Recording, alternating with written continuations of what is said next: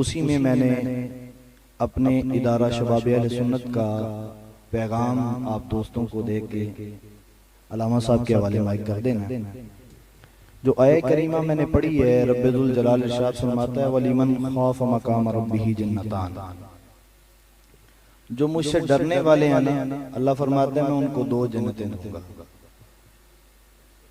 ایک دن نا جناب عیسیٰ علیہ نبی علیہ السلام کا گزر ہوا ایک پہاڑ کے پاس سے۔ عیسیٰ نے بڑا عجیب منظر دیکھا۔ جناب عیسیٰ دیکھتے ہیں کہ اس پہاڑ کے دائیں سے اور بائیں سے نا ایک پانی کا چشمہ جاری ہے، دائیں اور بائیں سے پانی کا چشمہ جاری ہے۔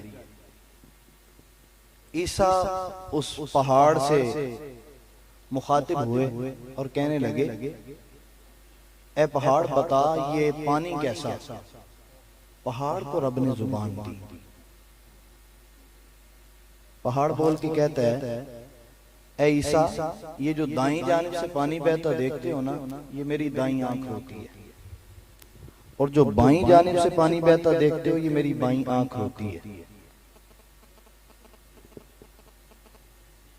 ایمان کس ڈگر پہ کھڑا ہے کہ یہ بات میں کر رہا ہوں، نہ میری آنکھ نم ہوئی نہ سامعین میں سے، شاید دل کے چوٹ سب کے ہو گئی ہو تو میرا بولنا رائے گا نہیں جائے گا۔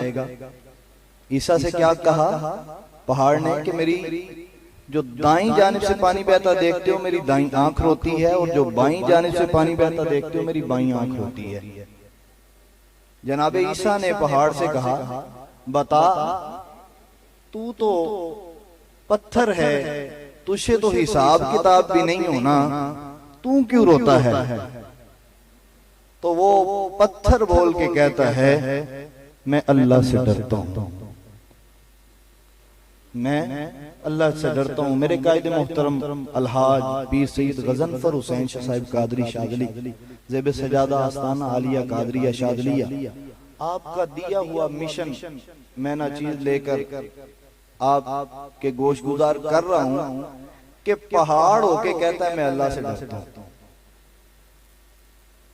اور میں اور آپ جن کو عزت ملی تو سرکار کا صدقہ، رفعت ملی تو سرکار کا صدقہ، سب کچھ ملا در حضور سے، ہم اللہ سے ڈرتے ہیں کہ نہیں ڈرتے؟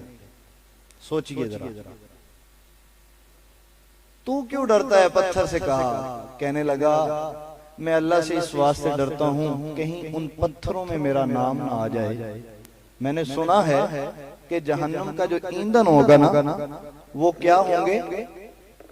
پتھر اور انسان ہوں گے، لکڑیاں نہیں، پتھر اور انسان جہنم کا ایندھن ہوں گے، لکڑیوں کی جگہ انسان اور پتھر استعمال ہوں گے۔ تو کہیں ان پتھروں میں میرا نام نہ آ جائے جو جہنم کی لکڑیاں بنا دیے جائیں گے۔ اور جن کے کہنے پر، جن کی رائے پر اللہ قرآن کی آیتیں نازل کرتا ہے، جناب فاروق اعظم رضی اللہ تعالی عنہ، جن کے سائے سے شیطان، علامہ صاحب تشریف فرما ہے، شیطان فر یفر فرار، شیطان بھاگ جاتا ہے۔ جناب فاروق اعظم کہتے ہیں میں گھر والوں کا دمبا ہوتا، مجھے کھلاتے پلاتے، گھر میں مہمان آ جاتے میری بوٹیاں کر کے سالن بنا کے مہمانوں کے آگے رکھ دیتے، وہ مجھے کھا لیتے، میں بوسا بن کے نکل جاتا۔ غلام کہتے ہیں آپ تو جدھر جاتے ہیں شیطان بھاگ جاتا اور باتیں اتنی بزدلوں والی؟ کہنے لگے کھا لیا جاتا، بوسا بن کے نکل جاتا، مجھ سے حساب تو نہ ہوتا۔ وہ حضور کی جوتیاں اٹھانے والے تاجدار صداقت، آپ کوئی تنکا اڑتا ہوا دیکھتے نا گھاس کا تو کہتے اللہ میں نے کہا تھا تنکا بنا دیندہ، صدیق نہ بناتا۔ کیوں؟ کیونکہ تنکے سے حساب نہیں ہونا، صدیق سے حساب ہونا ہے۔ یہی صدیق اکبر ہے، کہتے ہیں اللہ اگر بروز حشر اعلان کر دے کہ سب بخشے گئے، ایک ہے جس کو میں نے نہیں بخشا، صدیق اکبر کہتے ہیں میں ڈروں گا، وہ صدیق جس کے بارے میں سرکار برسر منبر کہتے ہیں اگر کسی نے جنتی دیکھنا ہو تو صدیق کو دیکھ لے. وہ صدیق اکبر کہتے ہیں اللہ کہے کہ ایک ہے جس کو میں نے نہیں بخشا تو میں ڈروں گا، وہ میں تو نہیں.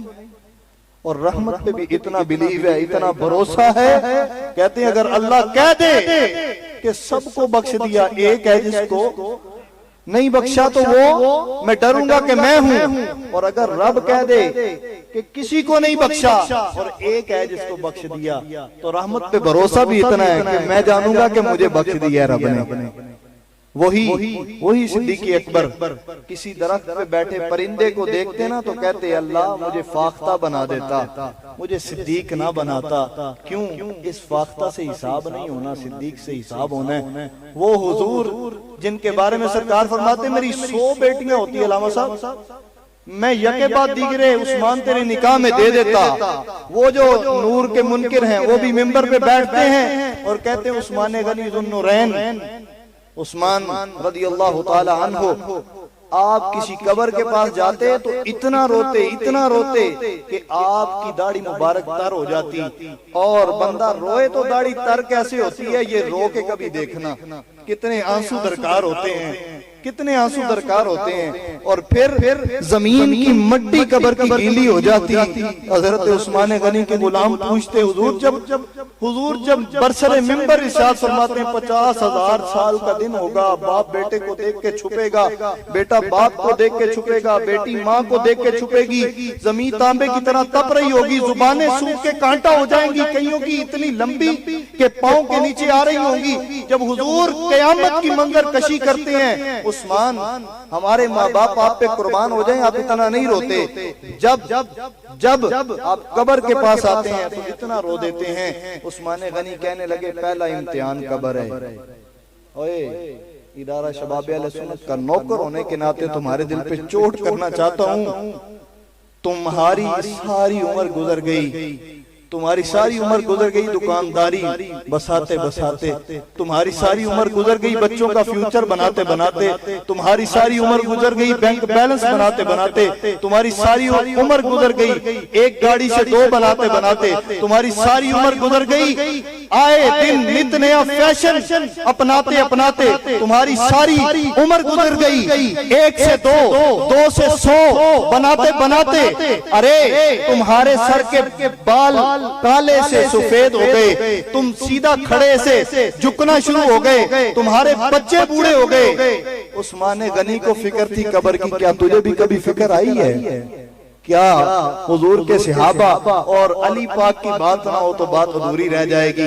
علی پاک فرماتے ہیں میں نے دنیا کو 3 طلاقیں دے رکھی ہیں کہ میرے دل میں دنیا آئی نہ. دعا ہے اللہ تعالی ہمیں اپنے خوف سے رونے والے آنسو اور آنکھیں عطا فرمائے. اور جب بھی آپ اللہ سے ڈرنے والے جب بن جائیں گے تو پھر کبھی نماز قضا نہیں ہوگی، پھر کبھی والدین کے آگے اونچی آواز نہیں ہوگی. جب آپ اللہ سے ڈرنے والے بن جائیں گے تو پھر آپ کو ماڑے رشتہ دار آگے نہیں بتائیں گے کہ میں ماڑا ہوں میری خدمت کرو، میری خدمت کرو. آپ خود ان کے دروازے پہ چل کے چلے جائیں گے.